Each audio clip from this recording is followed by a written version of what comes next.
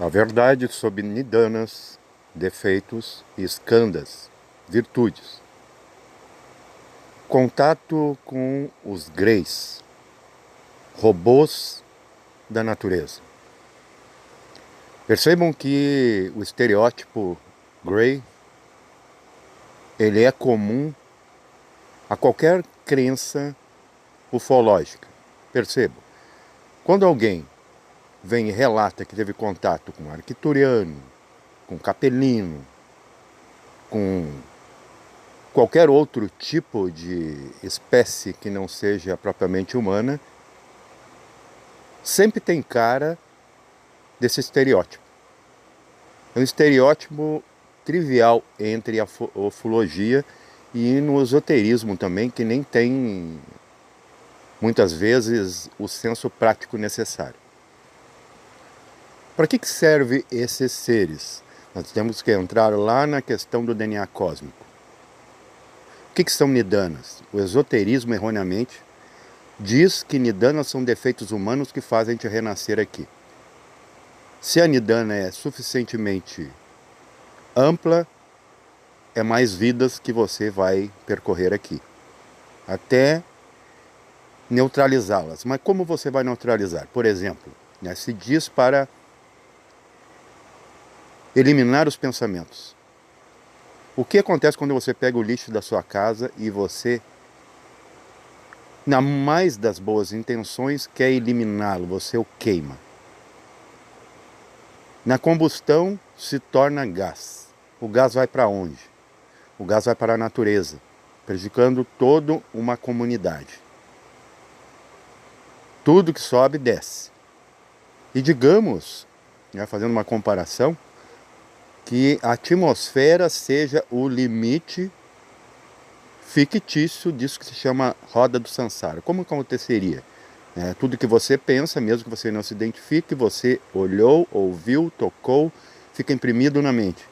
E quantas coisas a gente pensa, quantas coisas a gente sente e faz contra a nossa vontade, automaticamente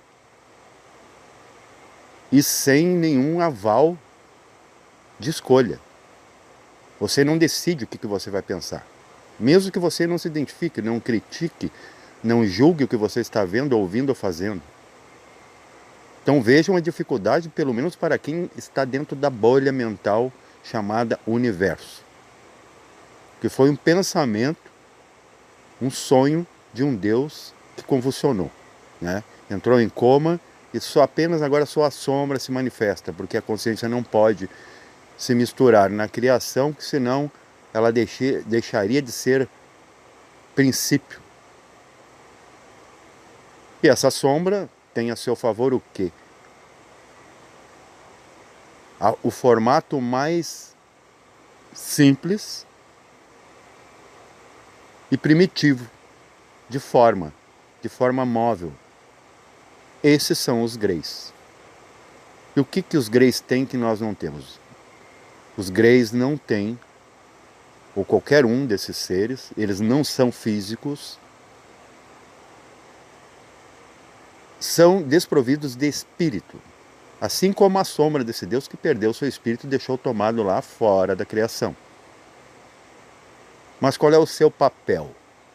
No humano, que antes não era humano, até a Lemúria, nem físicos éramos, e éramos considerados animais, eles vêm para introjetar isso que se chama DNA cósmico, o DNA da sombra. E não do absoluto, porque o absoluto nem sequer tem esse tipo de registro, porque ele é imutável. Ele não se move. Chegando aqui, em certa etapa, ele introduz esse DNA. E junto com o DNA, um gene específico da comunicação, já que eles não se comunicam. Mas a diferença é que eles não têm um cérebro bilateral. O cérebro deles é radiata, o que denota que não tem nem razão e nem emoção. Ou se tem razão, é absolutamente só razão. No que acarreteria isso? É o que nossos cientistas, né, que são como greys incorporados na Terra, que simplesmente vão criando coisas sem medir consequência, porque não há um sentimento comum. Não se importam com a multiplicidade, com os outros eus lá fora. E como esses seres entram em contato? Como eles não têm espírito, eles só podem viver até o nível astral. São sutis, para quem pensa que ele vai se incorporar. Não, ele usa, como lá nos mediúnicos, o plasma das próprias pessoas para se manifestar. Não é um corpo propriamente dito sólido. É um fantasma da matéria. Está ali aparecendo como, por exemplo, a fumaça daria um personagem para o ar, que é invisível a nossos olhos.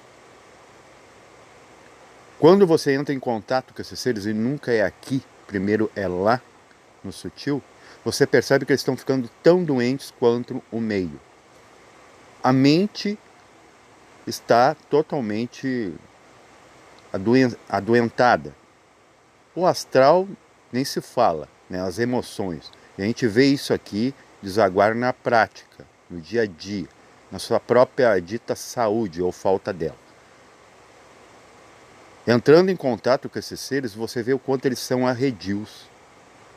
Mas o problema é que a gente os aclama.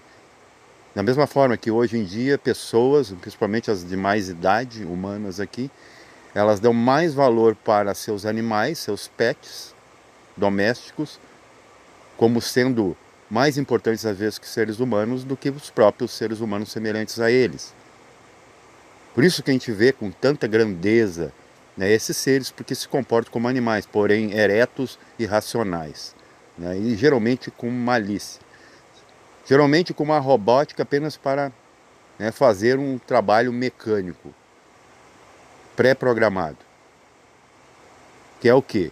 Fazer esse homem ter cada vez mais raciocínio para pelo menos não reagir tão animalescamente às ordens do Criador. E como por onde ele nos influencia, nos controla e nos tira o livre-arbítrio, através da Nidana, que é nada mais do que o DNA cósmico. Então não é os defeitos humanos que voltam, é uma soma. O humano continua errando como Criador, e o Criador continua errático. Junta-se isso tudo, vamos chamar de vidas. Na verdade, é uma prisão consentida, porque a gente permanece seguindo essa criação. O que são as skandhas? Skandhas não são virtudes humanas, salvo a única virtude que há no coração.